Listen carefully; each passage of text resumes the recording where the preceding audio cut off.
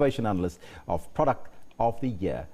Sewraj, good morning to you. Good morning, and thanks for having me on. Tell us about this, before we go any further, about this Product of the Year. What is it all about, and why do you have it in place? So Product of the Year is a global organization. We've been around for about 25 years. We operate in about 45 countries. And our goal really is to stimulate innovation in the markets that we work in. Now, the strange thing is that Product of the Year, for most of its history, has been in places like Europe and the USA, so developing markets that probably could use the work we do much less than the developing markets. But a few years ago, we entered the South African market, and we've been helping stimulate the innovation, challenging manufacturers to say, if you think your products are good enough, enter it into an independent process, and we'll tell consumers whether it is as per the promises that you make. Are these all just original product and South African products, or which sort of products are you looking at? So it's any product that's sold on South African shelves, because South African. So even imported products as Imported products are fine, as long as South Africans are buying it, because our key goal is really to empower the South African consumer to get the best new product. And a lot of our products are imported.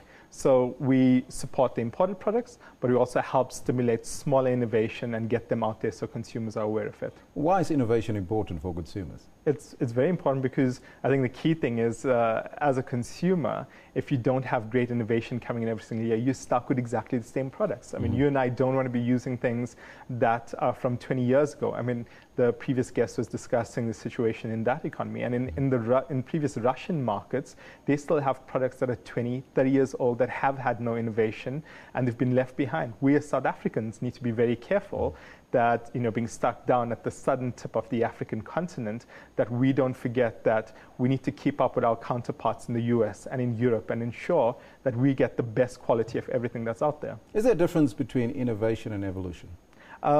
Innovation and evolution are very similar. What lots of people confuse, though, is innovation and invention, because invention is coming up with something totally new.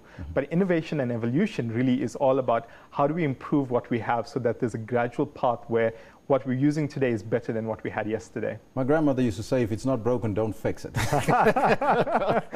Your grandmother is a wise woman, but I think one of the key things is, as a collective mindset of society, people are finding better ways to do things.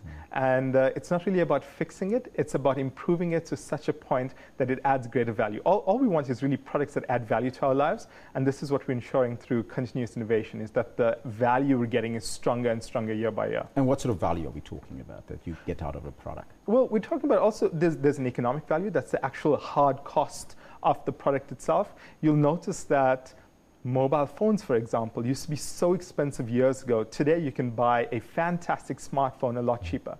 That's as a result of innovation itself. It means that the value is coming to us as the consumer. But it just doesn't only happen with mobile phones or laptops or computers. It happens with your shampoo, with the makeup that's being used, with the washing powder that we use. So what we do is we challenge the manufacturers and say, don't stick to your existing formula. How can you improve this? Because there's new inventions that are coming that can be incorporated into the innovation and improve the whole process. So what I'm hearing, it's not just about fast-moving consumer goods, it's also about other products that you're looking at. Yes, I mean, we entered South Africa really with the fast-moving consumer good market, because it's an easy market to show consumers improvements in those products. But our goal really is to, one, go out there and challenge the service providers out there. How can you improve services? Because it's so difficult to say which is a good service and which is a bad service. We want to make that easier. And then obviously go into the rest of Africa. We have strong plans to go out there and assist our counterparts in other markets to get the best new products. Is that how you challenge marketers and manufacturers for their product to be eye-catching, and of course that consumers can actually buy it? Yes, that's exactly it. It has to be a 360-degree approach. It has to be good packaging, a good look, but also what's inside the packaging needs to be of substance. It needs to be really good quality so that when you buy it, it's something that we call, winning at the first moment of truth. The first time you win is when you look at that product on shelf or somewhere and you go, oh, I think I'll buy it. But winning at the second moment of truth is something that's important. That second moment is when you use it in your home and you go, I did not waste my money. My hard-earned money went to good value in buying this product. That's what we're helping. So in Product of the Year, do the consumer have a say in all of this? They do. They do. In fact, the consumers are the only people who say we really care about. And therefore, to this end, we conduct the largest survey of consumer innovation on the African continent. So we go What's your sample? 5,000 households. So we go to 5,000 households. We do one-on-one face-to-face interview in the homes. So we have researchers from companies such as Nielsen who sit in the homes of consumers and go, you know, this product that you have in your home, has it really helped you? Has it made a difference in your life? And we allow the South African consumers to feed that back.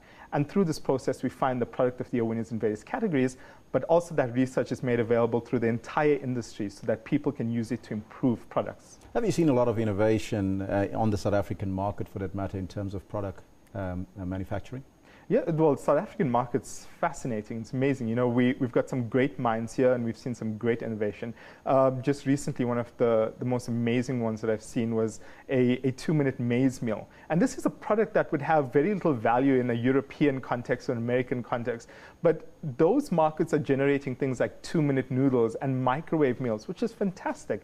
But South African consumers really want the staple foods that they're used to. So why should innovation only be limited to the upper end of society, those with the money? So this 2-minute maize meal was invented so that the regular mom out there is no longer spending 30 to 45 minutes creating the pup in the evening when she comes home after a long day at work. It takes her 2 minutes, and she's able to feed her family, spend more time resting, and spend time with her children as well. So Product of the Year competition is open to everyone that has a product out there?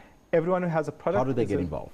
Very simple. They can go to our website, which is www.productoftheyear.ca.za. There's options to enter on the website itself. Enter into the process. Or if not, our contact details are on there. Contact us. We're happy to support smaller businesses, give you advice on how you can grow and be strong to compete with some of the larger companies out there. Does it cost you anything to enter the competition? It's totally free to enter the competition. So to be part of it is totally free.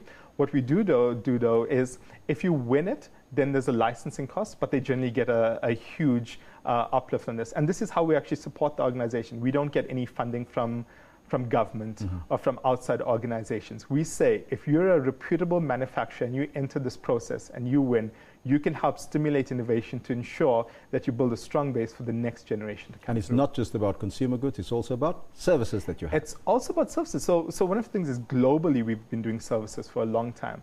But in the South African market, we did services for the first time this year. So next week, Thursday, at the Ananda Polo Club in Sandton, we're going to bring the entire industry together, and we're going to be announcing, for example, which is the best new bank, which is the best new car insurance, the best life insurance that's out there. Because the reality is we understand which is the best cool drink I need to buy, which is the best shampoo I need to buy.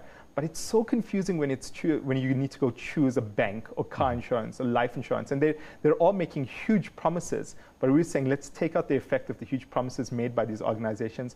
We'll tell you what South Africans say, which are the best service providers, who's actually delivered on South African user needs. It's a new concept for you. You should do it with political parties. I should have done it. Good idea. Preetesh, thank you so much for your time. Thank you so much. That was Preetesh Sewraj, the CEO and Chief Innovation Analyst of Product of the Year.